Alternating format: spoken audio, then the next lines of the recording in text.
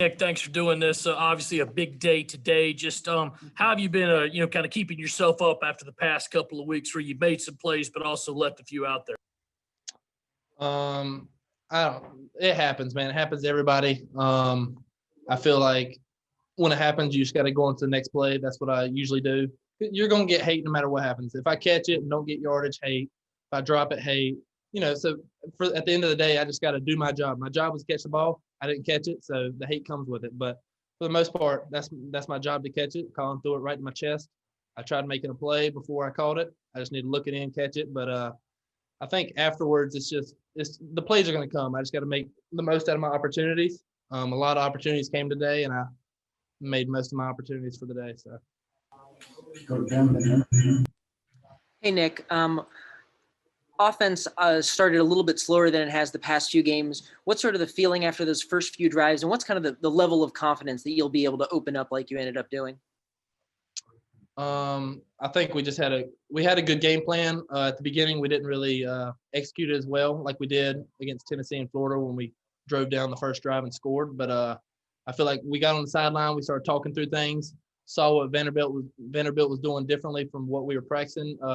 We made some changes. Coach Bobo was calling great plays, and everything started rolling. And once we got some momentum, we didn't stop.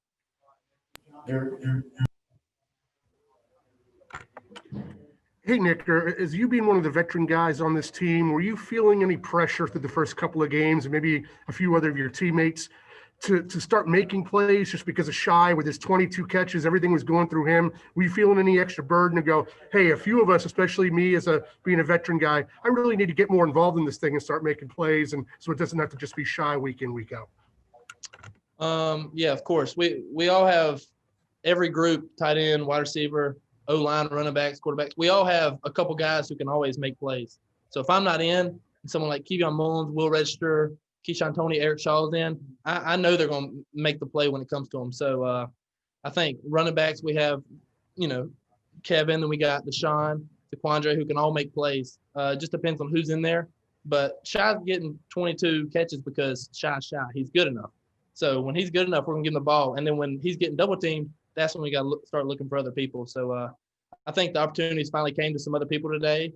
DK got the ball. I mean, his first stat was a 45-yard touchdown. So you can see what he can do. But for the most part, when Shy's in the game, we're going to look for Shy and some other people. It just depends on our play call. But the opportunities came today, and other people made the plays. So.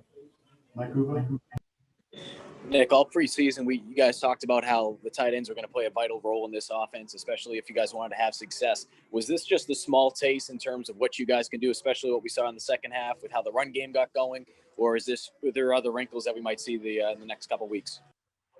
I believe so. I think we're starting to get the flow of things in a tight end perspective because we have, like I said, 4 guys who can play it. So I think Tennessee, we started out very weak as a tight end group. We didn't get no movement or anything. Florida, we started getting better.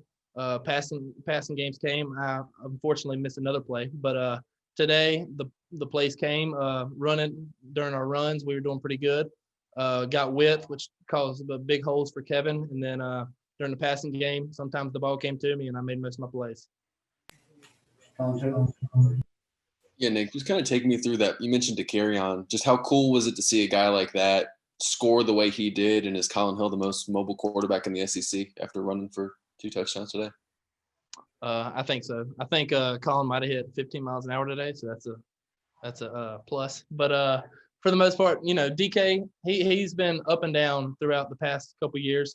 Went from quarterback to wide receiver. He's like Luke Doty. He's good enough to play anywhere. So we're going to try to find ways to get him involved. I think his confidence was kind of low until today. I've talked to him a couple times personally, just to the side in the locker room and stuff, had 30-minute conversations about how he just needs to be positive because the plays are going to come. He's too athletic not to be on the field. Obviously, he didn't get no targets first 2 games, but him being out there causes a threat because you never know what he's capable of doing. Like today, he had one rush, I believe. I don't know whether it was thrown backwards rush or catch, whatever it was. 45, 50 yards, touchdown. Because that's just who he is. He's good enough to make that play. So we're going to start utilizing him more, obviously. But I just told him to keep his positive energy up and help the other wide receivers who are coming along too and making the opportunities. Nick, this felt like the weirdest atmosphere of the first 3 games just because there were so few people here and it seemed so quiet. Did it feel different to you guys on the field? A little bit, but I mean, this whole year has been weird, so you can't really judge it off of that. We practice every day with 5 people on the sideline anyway, so 5 out of 6 of our days we're practicing football, we have no people there in the first place. So basically, we just got to take over what we do in practice because we have the same amount of pressure in practice as we do in a game. We have coaches on our tails. We have them, coaching us 1 minute offense, move the ball offense against defense. Like, it didn't matter about the fans. It's just about us going out and doing our job, because when we do our job, we'll be successful. Take 2 more, Michael. Nick, I mean, you were showing some elusiveness out there today, making some guys miss after the catch, getting some yards. Obviously, with what you've been through with your ACL, I mean, what was kind of that mental journey like as far as getting the confidence back in your knee to be able to do those kinds of things? And just how sweet did it feel to be able to have that kind of performance, knowing what you've been through? It was good, especially when you don't get to practice or play football for 8-9 months, then you finally get back. But for the most part, my robo leg held up today. I feel like I still can't outrun people, even though I'm going to try. So that's some of the times where I feel like I had a bigger hole. I just didn't take the opportunity of getting an extra 10 yards. I tried making a move, which that's not me. I need to just get what I can. But for the most part, my leg's been healed fully. I'm healthy, so I can't complain. I mean, God put this on my life for a reason, and now that I'm full back, I'm just blessed. Last question.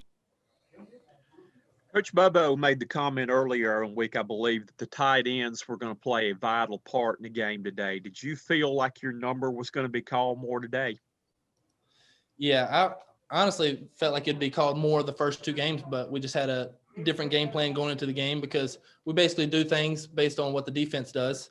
So we come in with a game plan, and if they adjust, we adjust, because if you don't adjust, you're just going to get hammered the whole game.